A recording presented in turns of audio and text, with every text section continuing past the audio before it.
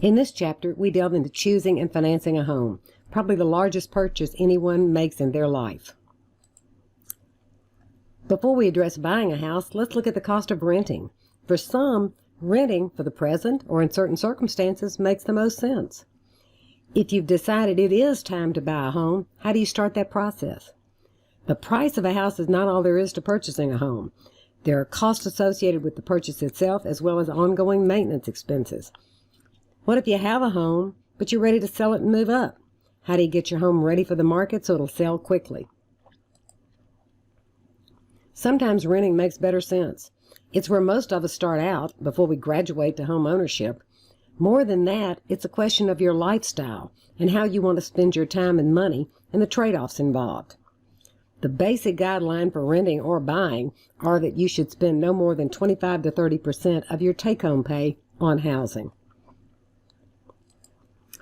These two charts are in your text. This one's for renting. The one on the next slide is for buying. Each outlines the pros and cons. For renting, advantages: easier to move, fewer maintenance responsibilities, minimal financial commitments. But the downside: no tax benefits, limitations on remodeling, and there's restrictions regarding pets and other activities. Buying is basically part of the American dream. Pros: stability of residence, the pride of ownership. The financial benefits: you deduct property tax and mortgage interest, the potential increase in the value of your home, and your building equity. Lifestyle flexibility: you can express your individuality. On the downside: obtaining money for the down payment and mortgage financing. Home values could drop. Limited mobility: it can take time to sell your home. And living costs are higher. There's maintenance, repainting, repairs, home improvements. Real estate taxes tend to rise. So step one, selecting a rental unit. Could be an apartment, condo, townhouse, or a home. We've covered the pros and cons of renting, but they're recapped here. This is the textbook's usual method of explaining a decision process. In this case, housing rental activities. Step one, the search, finding the area and suitable choices. Step two, before signing the lease, what you need to know and check out. Step three, living in rental property, the restrictions. Step four, when you're ready to move, what do you need to do? This is a fairly long checklist of items to consider when reviewing a rental option. Location may well be the most important item, so it's no surprise it's first. Is the unit near your children's school, your church, your work? Is shopping nearby, convenient? If you use public transportation, is it close? Are recreation opportunities nearby? And I would add, is the area reasonably safe? The second most important aspect may be the financial arrangements. How much is the rent? And how long a lease must you sign? How much is the security deposit? What utilities are included and what do you have to pay for? The remaining items are basically cosmetic: condition of the unit and the facility, layout, room size, doors, windows, etc. When you find the perfect rental unit, comes time to sign a lease. This slide and the following one outline the details on a lease so you'll be ready. A description and address of the property, the name and address of the landlord, the lessor, your name, the lessee, the effective date and length of the lease, the amount of the security deposit, the amount of the rent and when it's due. Continuing, the date when rent is late and the amount of any late fees. A detailed list of appliances and utilities included. Specific details of any restrictions, number and size of pets, number of people who may live in the unit, whether you have the right to sublet, and any transfer clause should you be transferred for your job. Specifically, when and under what conditions your landlord may enter the unit. All of these are important to understand and have spelled out clearly before you sign what will probably be a year's lease. Renting typically requires 1 month's rent up front as a security deposit. This will be returned at the end of the lease if the unit's in good condition when you vacate. With utilities, typically water is included in apartment rent, but not electricity. It's becoming more common for internet and cable to be included as well. But when renting a house, expect nothing to be included. Though we haven't gotten to the chapters on insurance yet, we'd be remiss not to mention renter's insurance. You should get it. It covers your possessions inside the unit, not the structure. It's not very costly. It's well worth it. Our circle chart again, this time focusing on home buying. Step 1, determine what you need in a home. Step 2, find and evaluate properties that meet your needs and your finances. Step 3, price the property. Step 4, obtain financing. Step 5, close the purchase. And we'll walk through each of these steps on the following slides. The first step is, of course, be sure home ownership is for you. Clearly, owning your own home is the so-called American dream, but that doesn't mean it's right for you or that this is the right time for you. Home ownership does provide stability, and there are clearly financial benefits. Property taxes and mortgage insurance deductible. You're building equity. Hopefully, the value of your home will increase over time. Owning your own home does give you a great amount of flexibility. You can paint it almost any color you want, change the inside or the outside to fit your needs. On the downside, in Chapter 5, we talked about credit scores and the importance of maintaining a good credit rating. This is never more important than when buying a home. A home is a huge financial commitment on your part and on that of the lender. There's a lot of money involved. A strong credit score will make finding financing at a good rate much easier. Realtors will advise you to be pre-approved up to a certain amount before you start your home search. This makes it easier to zero in on homes that fit your needs and are in your price range. The big caveat: home values can and have dropped, in some areas significantly. A home is not a liquid asset. It can take time to sell a home, longer if the market is weak. Finally, your living costs are going to be higher. You have maintenance, repairs, improvements, and all those new items you're going to need for your new home. And real estate taxes do tend to rise as municipalities need more money to support development. In selecting a home to buy, we usually think of a single-family dwelling, but there are other options. A duplex or townhouse with 2, 4, or 6 units may be a good choice. Consider that buying a duplex, living in one side and renting out the other, could provide income to offset your mortgage payments. A condominium is another option. We think of condos as a type of building, but it's not. It's a form of ownership. With a condo, you own your structure, but the common areas are jointly owned. You'll have a monthly or quarterly condo fee to cover upkeep of these common areas, which could include a clubhouse, pool, tennis courts, as well as the entrance and streets. Cooperative housing is not an arrangement we see in the South much, but it's quite common in New York City. The building is owned by an organization. You buy shares in the organization for the right to live in a unit. Manufactured homes come either partially or fully assembled and are finished on site. The costs are much lower than standard construction since so much is mass-produced. At the top end of the home buying ladder, you could opt to have a custom home built to your specifications. This is a major commitment. First, you need to find a lot. Then you'll need an architect to help you design your home, working with you to make your dream house into a workable design that fits the lot. You'll need a reputable and reliable contractor to handle all the subcontractors, electricians, plumbers, carpenters. Even with an excellent general contractor, it's wise to plan on being at the site every day to be sure everything is going according to plan, on schedule, and on budget. Remember, when building a custom home, you have to choose everything: cabinets, appliances, door hardware, cabinet pulls. The smallest details are up to you. Having a really good contractor is the key to keeping the stress down when building a home. Take the time to find a reputable one. Check references. Be clear on payment arrangements, what delays are expected, what delays are legitimate. Before you begin, your contractor should provide you with a detailed time schedule, cost estimates, payment schedule, and description of exactly what work will be done. Before you even start looking at homes, consider: what can you afford? How much do you have for a down payment? Have you been pre-qualified for a mortgage? What trade-offs are you willing to make? Do you have to have granite countertops in the kitchen? Are 4 bedrooms the absolute minimum? Be realistic about what you want versus what you can afford.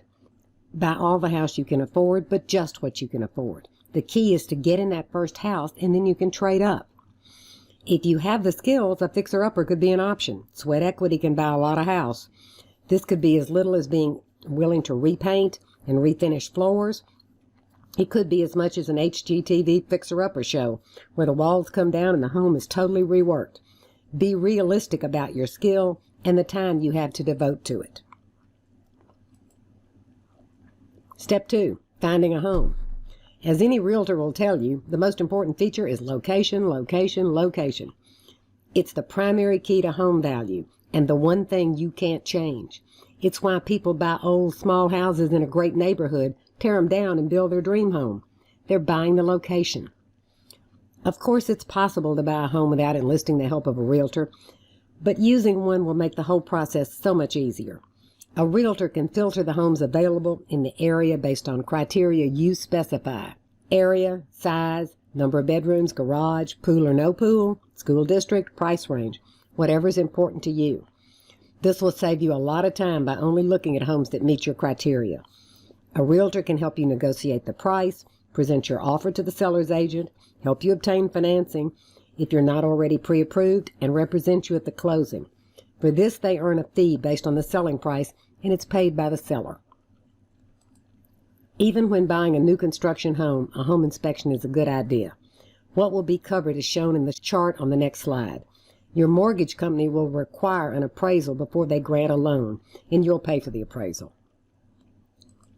An appraisal will come back with an estimated value, in dollars, of the home you're considering based on the home itself and comparables in the area. A home inspection is concerned with the physical condition of the property. Is it up to code in all elements? Electrical, plumbing, HVAC, roof? Are there foundation issues? The inspection will come back with recommendations on anything that needs to be repaired. This tends to be more critical with older homes where issues may be hidden in the walls, attic, or foundation. We're up to step 3, pricing the property you've chosen. The seller has set an asking price, but that doesn't have to be what you pay. Factors that may affect what the seller is willing to take. What are other houses in the area selling for? Comparables. Is the current housing market hot or weak? How long has the house been for sale? Does the owner have a need to sell? Are they being transferred? Financing. If rates are low and demand high, you may have to offer a higher price. What's the condition of the home? If a lot of work is needed to bring it up to code, negotiate a lower price. You'll sign a purchase agreement when you're ready to make a legal offer on a property. Negotiations and counteroffers are common. When you're serious about a home, you may put up what's called earnest money as evidence of your good faith and serious interest in reaching a deal. If your purchase is contingent on the sale of your current home or on obtaining financing, this may affect your negotiation ability and your attractiveness to the seller. Financing the purchase of a home is a major step, lots of steps, lots of dollars involved. Some very high-end buyers can pay all cash for a home, but the majority of us need a mortgage. It's wise to meet with a mortgage lender early in the process to determine how much home you can afford, and you need to be aware of the various types of mortgages available. If you've already been pre-approved for a certain amount, you're ahead of the game at this point. If not, here are your next steps. How much can you put as a down payment? If you put less than 20%, you'll have to pay private mortgage insurance, PMI, on the loan until your equity is equal to or greater than 20% of the home's value. PMI is automatically terminated when your equity reaches 22%. Mortgages are long-term loans, but the length is to a great extent up to you. Shorter term equals lower rate but higher monthly payment.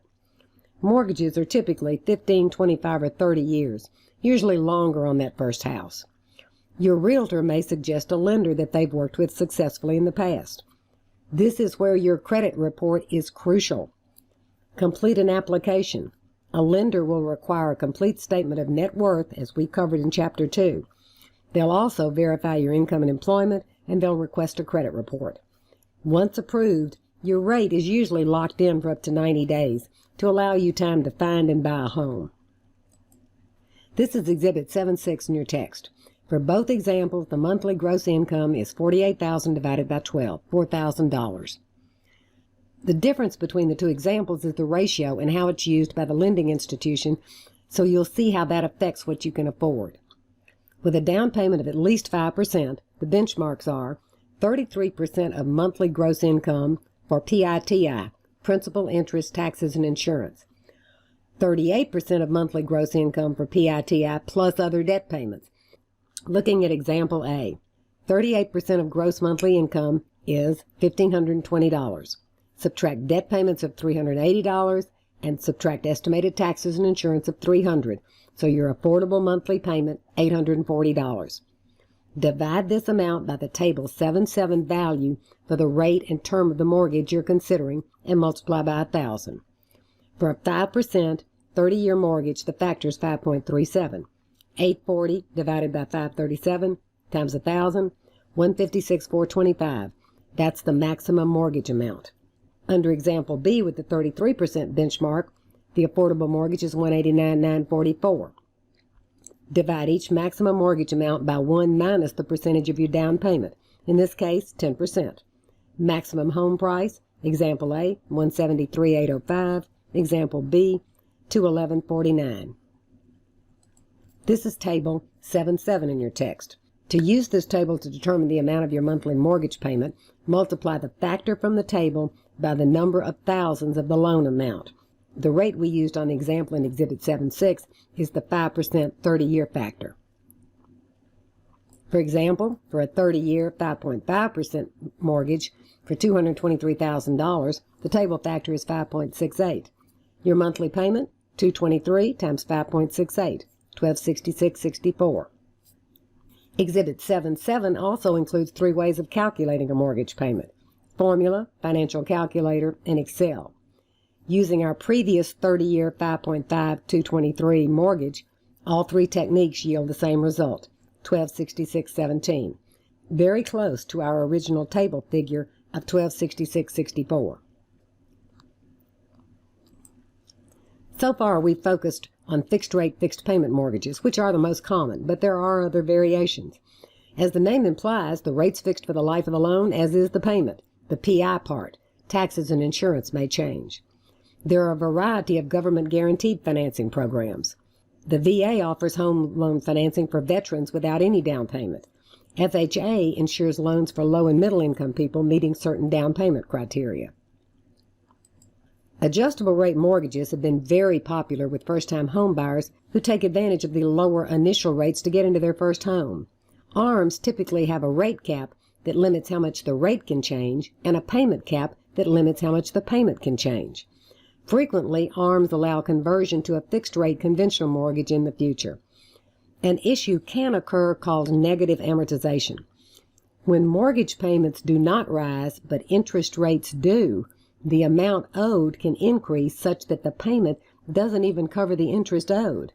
The difference is added to the loan balance, meaning home equity is declining rather than increasing. An interest-only loan means just what it says. During the first years of the loan, the buyer only pays interest on the loan. The loan balance is not decreasing, but at some point the buyer is going to have to refinance at current market rates. A buy-down is basically a subsidy offered by a builder or developer to entice buyers. Payments are reduced during the first few years of a mortgage. This is aimed at buyers who cannot qualify for conventional loans. A second mortgage is also called a home equity loan. We talked about these previously. Your home is collateral on the loan. They should really only be used for major purchases.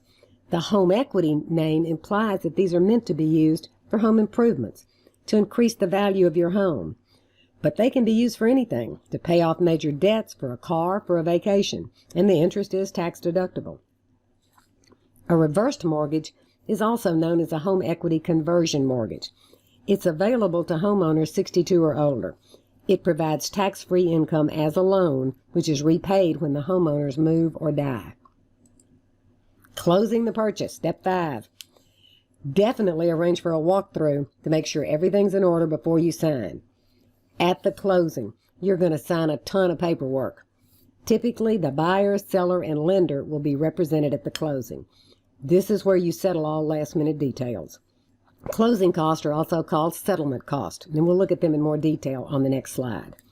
The Real Estate Settlement Procedures Act requires that you be provided with an estimate of closing costs you'll be required to pay prior to the actual closing, so there are no surprises. Here's a list of items you can expect to see on your closing statement. Title insurance and search fee to ensure a clean title. Attorneys and appraisers fees, property survey if required, pest inspection, it's required in most states, recording fees, transfer taxes, credit report, lender's origination fee, the escrow account for tax and insurance reserve. This amount depends on when you close versus the end of the month. Prepaid insurance, same as taxes and insurance. Real estate broker's commission, this is paid by the seller.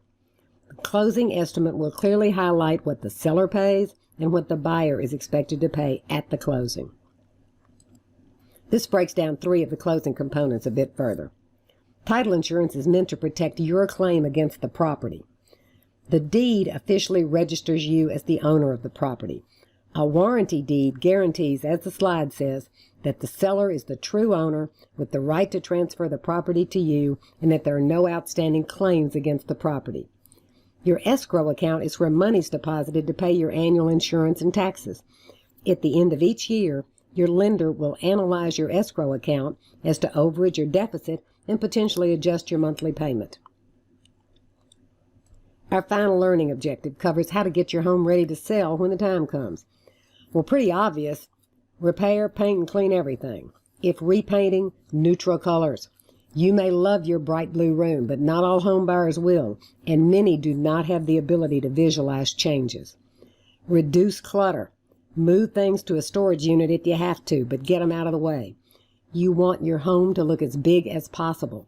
You want potential buyers to focus on the home itself, not on your personal decorations. Make your home look as much like a model home as you can. If you need professional help, ask your realtor about a stager who will come in and actually stage your home for an open house. If you're listing your home with a realtor, they'll help you determine a listing price in the same way they help determine an offer price when you are buying. Looking at professional appraisal, looking at comparables. You can sell your home yourself for sale by owner, but you really should enlist an attorney to handle the closing. Too much money involved to take a chance on anything being amiss. Listing with a realtor does commit you to paying a commission, but it can be well worth it for the expertise, marketing, and buyer screening services. This really concludes Chapter 7.